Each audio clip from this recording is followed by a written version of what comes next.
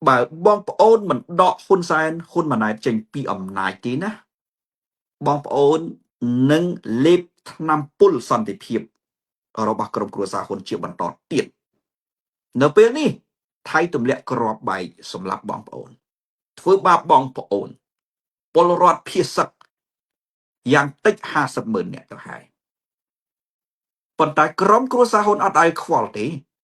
ពីព្រោះគេមិនប្រើយន្តការអន្តរជាតិ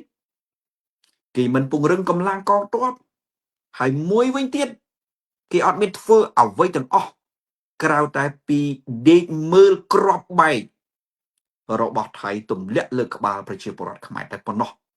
ហើយអ្វីដែលក្រុមប្រឹក្សាហ៊ុនកំពុងតែធ្វើគឺត្រឹមតែបញ្ឆេះឲ្យបងប្អូនស្អប់សកម្មភាពឈ្លានពានរបស់ថៃការដែលមិនចូលចិត្តឬថ្កោលទោសសកម្មភាពឈ្លានពានរបស់ថៃគឺជារឿងត្រឹមត្រូវប៉ុន្តែរឿងដែលត្រឹមត្រូវបំផុតដែលយើងត្រូវធ្វើគឺដំណោះស្រាយជាក់ស្ដែងដំណោះស្រាយជាក់ស្ដែងត្រូវតែរុញឲ្យក្រុមគ្រួសារហ៊ុននេះប្រើយន្តការអន្តរជាតិតែគេមិនប្រើបើមិនប្រើត្រូវតែដកក្រុមគ្រួសារហ៊ុនចេញពីអំណាចនេះជារឿងចាំបាច់ប្រយ័ត្នបងប្អូនចាប់ពីសង្គ្រាមនេះក្តីសំទោសក្នុងកលៈទេសៈសង្គ្រាមនេះក្តីចាប់ពីសង្គ្រាមនេះក្តីលេបថ្នាំពុលសន្តិភាពរបស់ហ៊ុនសែនហ៊ុនម៉ាណែតទៀតពីព្រោះចាប់ពីសង្គ្រាមនេះខ្ញុំបញ្ជាក់ហើយហ៊ុនសែនហ៊ុនម៉ាណែតនៅតែបោកប្រាស់បងប្អូនធ្វើបាបបងប្អូនធ្វើអក្រិតកម្មឆ្លងដែនបំពេញមហិច្ឆតាឈ្លានពានរបស់វៀតណាមគ្រឿងញៀនពេញប្រទេសការបោកប្រាស់បំណុលពេញប្រទេសដោះស្រាយមិនចេញទេដូច្នេះសូមបងប្អូនពិចារណាឲ្យច្បាស់បើបងប្អូននៅពឹងពាក់រដ្ឋាភិបាលក្រមគ្រួសារហ៊ុននេះបើបងប្អូននៅចាញ់បោកថ្នាំពុលសន្តិភាពរបស់រដ្ឋាភិបាលក្រមគ្រួសារហ៊ុននេះថ្នាំពុលសន្តិភាពនេះគឺឲ្យបងប្អូនលេបដើម្បីបិទមាត់បងប្អូនទេសំទោសណាថ្នាំពុលសន្តិភាពរបស់ក្រមគ្រួសារហ៊ុនគឺឲ្យបងប្អូនលេបដើម្បីឲ្យបងប្អូនបិទមាត់ហើយថៃទម្លាក់គ្រាប់បែកអីក៏ទម្លាក់ទៅកោលទោសតែថៃបានហើយកុំនិយាយអារឿងឲ្យហ៊ុនសែនហ៊ុនម៉ាណែតទៅប្តឹងបើហ៊ានអាណានិយាយហ៊ុនសែនហ៊ុនម៉ាណែតដើរសម្លុតទៀតថ្ងៃនេះដើរសម្លុតទៀតអានេះថ្នាំពុលសន្តិភាពរបស់ហ៊ុនសែនហ៊ុនម៉ាណែតនេះលេបទៅហើយបំណុលវ៉ាន់កគ្រឿងញៀនពេញប្រទេសអក្រិតកម្មឆ្លងដែនការឆោបោកការបង្ហូរជនជាតិវៀតណាមចូលការផ្ដាល់ដីសម្បត្តិឲ្យវៀតណាមការបំពេញមហិច្ឆតាឈ្លានពានរបស់វៀតណាមការបង្ហូរនៅទំនិញខុសច្បាប់របស់វៀតណាម40នាទីស្លាប់ប្រជាពលរដ្ឋខ្មែរដោយជំងឺមហារីក40នាទីស្លាប់ប្រជាពលរដ្ឋខ្មែរម្នាក់ដោយជំងឺមហារីកបងប្អូនណានឹងគឺថ្នាំពុលសន្តិភាពរបស់ហ៊ុនសែនហ៊ុនម៉ាណែតថ្នាំពុលសន្តិភាពរបស់ហ៊ុនសែនហ៊ុនម៉ាណែតនេះបងប្អូននិយាយអ្វីមិនបានទេគ្មានទេការបោះឆ្នោតត្រឹមត្រូវគ្មានទេសិទ្ធិសេរីភាពបញ្ចេញមតិរបស់បងប្អូនហើយអ្នកណានិយាយអំពីការបង្រួបបង្រួមជាតិទៅកើតនោះបងប្អូនថ្នាំពុលសន្តិភាពរបស់ហ៊ុនសែនហ៊ុនម៉ាណែតគឺជាថ្នាំពុលដែលបំភាន់នៅពាក្យបង្រួបបង្រួមជាតិគេនាំគ្នាហោហែសម្បើមណាបង្រួបបង្រួមជាតិ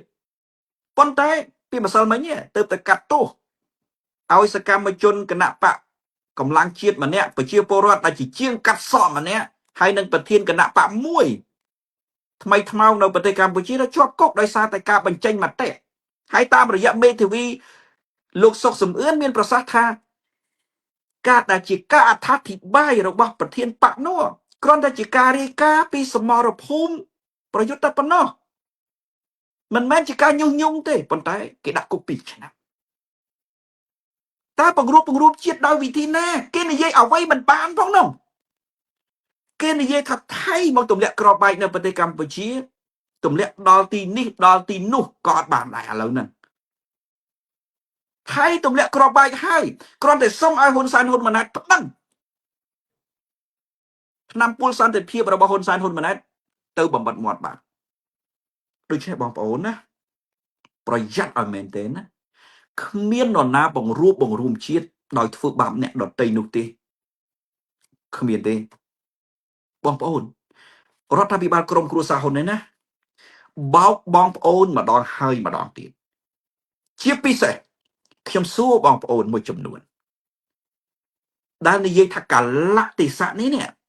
ត្រូវការបង្រួបបង្រួមជាតិត្រូវកលៈទេសៈហ្នឹងត្រូវការបង្រួបបង្រួមជាតិប៉ុន្តែបងប្អូនមើលតើហ៊ុនសែនហ៊ុនម៉ាណែតបានធ្វើឬក៏អនុវត្តនៅបែបបទដែលអាចបង្រួបបង្រួមជាតិបានឬនៅថៃទម្លាក់គ្រាប់បែកនៅប្រទេសកម្ពុជាធ្វើបាបប្រជាពលរដ្ឋខ្មែរហ៊ុនសែនហ៊ុនម៉ាណែត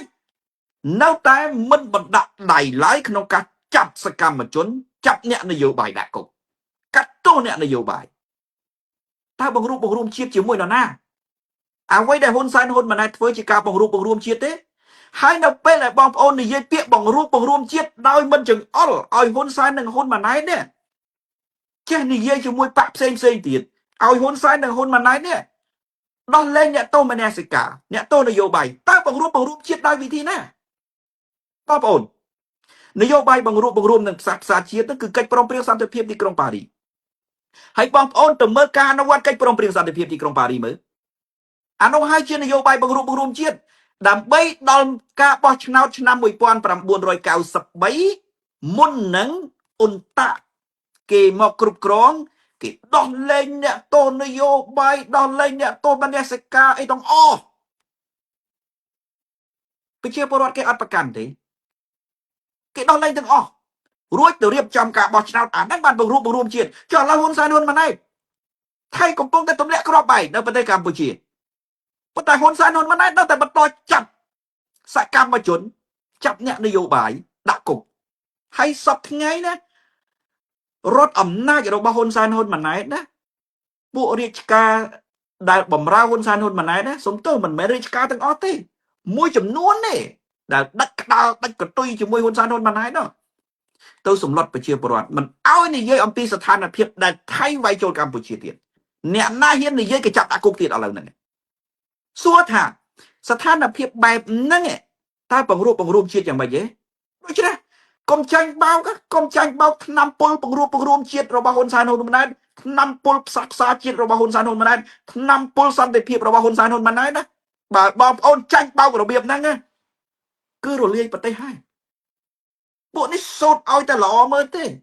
ពួកនេះដើរក្បួននៅក្នុងស្រុកខ្មែរឲ្យតែល្អមើលទេថតរូបយកទៅផ្សាយទេប៉ុន្តែពួកនេះអត់ធ្វើការបង្រួបបង្រួមជាតិដោយផ្ទាល់ទេ